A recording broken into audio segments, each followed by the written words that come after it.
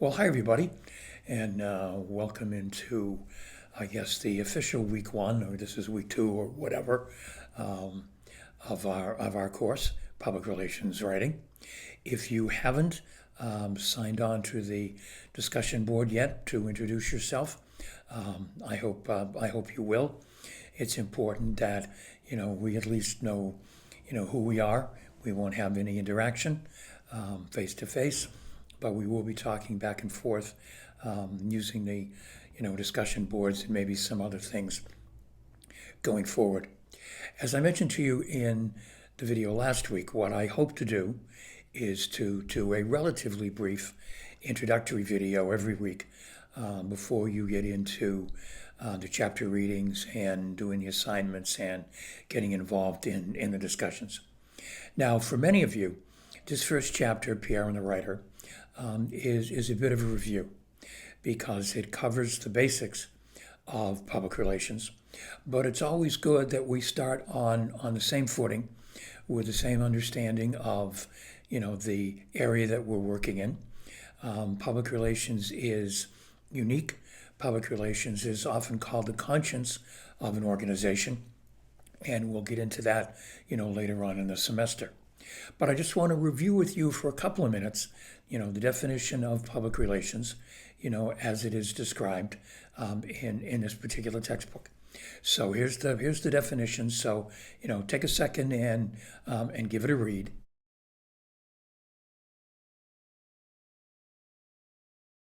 And there are a couple of things about, the definition of public relations that I think are particularly important. And the first come in the first two words.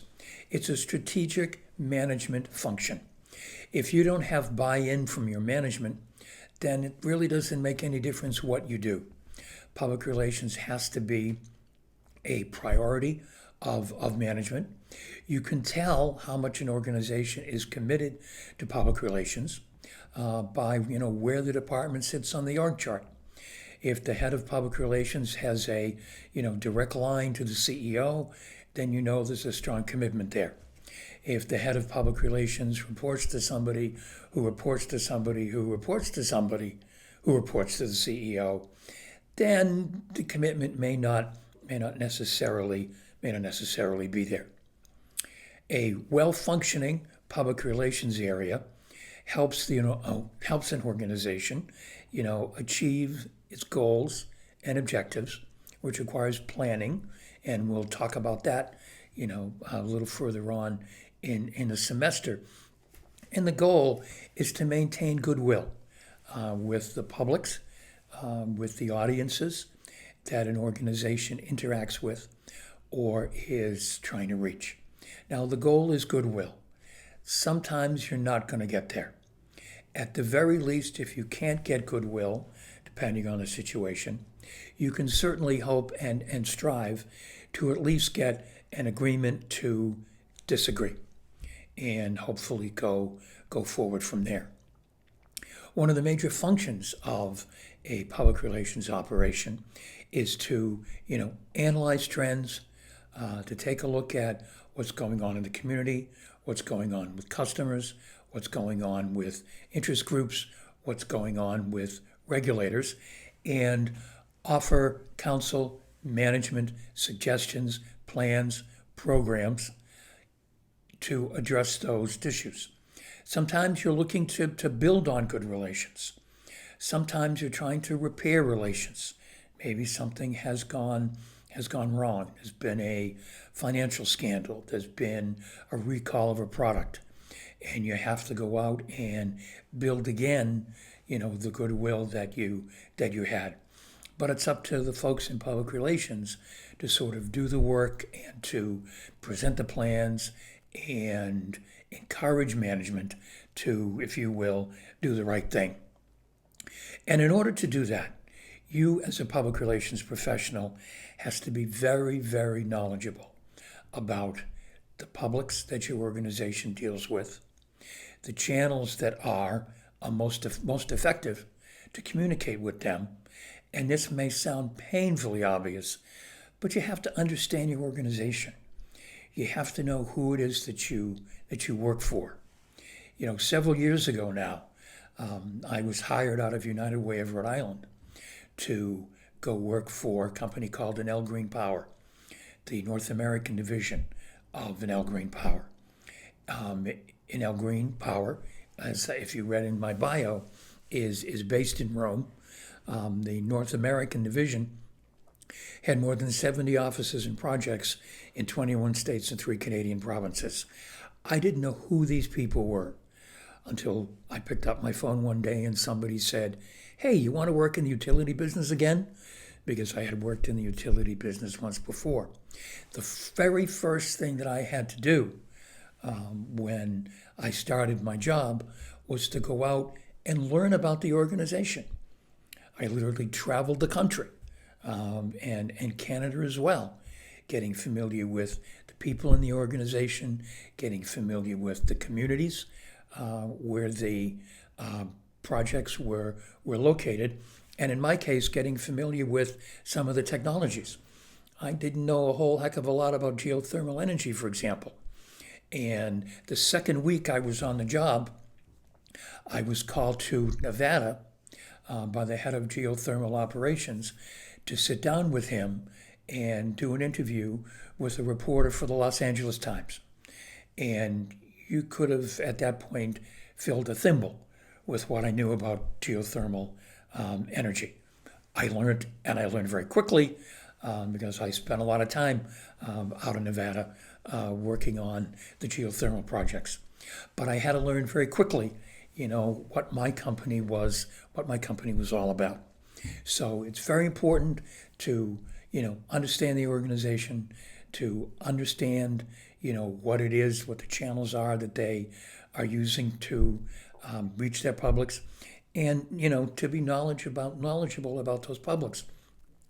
One of the other situations that I inherited when I went to work for Enel Green Power was that most of the employees in the company had never seen the CEO, had never met the CEO, had no idea who the CEO was. In our particular instance, because our company was based in Rome, the CEO, came from the parent company. In my case, the CEO was a young guy. His name was Tony Volpe, and English was Tony's third language. He spoke Italian, he spoke French, and then he spoke English. And he was very reluctant to get out and meet with people because he was embarrassed by the way he spoke English. Trust me, he spoke it wonderfully. And if he mispronounced something, everybody thought it was charming. So I had to work with Tony, and we came up with some strategies so that he could, get out and meet with people. We did videos, we did video conferences. Sometimes I just made him get on a plane with me. And we went to Texas, and we went to Nevada, and we went to some other places, where he just walked in the office and, hey, here he was. But again, that was because, I had to make an effort, to understand what the issues were with the company and what it was that I was being charged to do. So, your assignments for this week. First of all, read chapter 1. I'm going to post for you the presentation slides that the publisher provides instructors to use. They're a great study guide. They are not a replacement for reading the chapter, but they're a good study guide. I have posted a video for you to watch that ties in with the discussion for this week. And then finally, you have a written assignment. And your written assignment is this. And it ties in with what we're going to be doing going forward. Instead of simply making up assignments, write a press release about this or write a feature story about that, I would like you to go out and find out as much as you can about an organization. Maybe it's someplace where you work. Maybe it's your family's business. Maybe it's a nonprofit that you have had some association with. But I want you to go online as if you were the new public relations person for this organization and find out as much as you can about the organization, about its publics, about the tools, the channels that the organization is using to currently communicate with its publics, with its communities. And I'd like you to tell me about that. Couple of hundred words, I suppose, 5 paragraphs, 500 words, whatever you think is sufficient, but I want you to get, some decent information, so that as we go forward with doing some other assignments, you'll be able to use this organization that you've done research on as a basis for the assignments that we're going to do. So if you have any questions about the assignments for this week, please, send me an email, hsennett@bridgew.edu.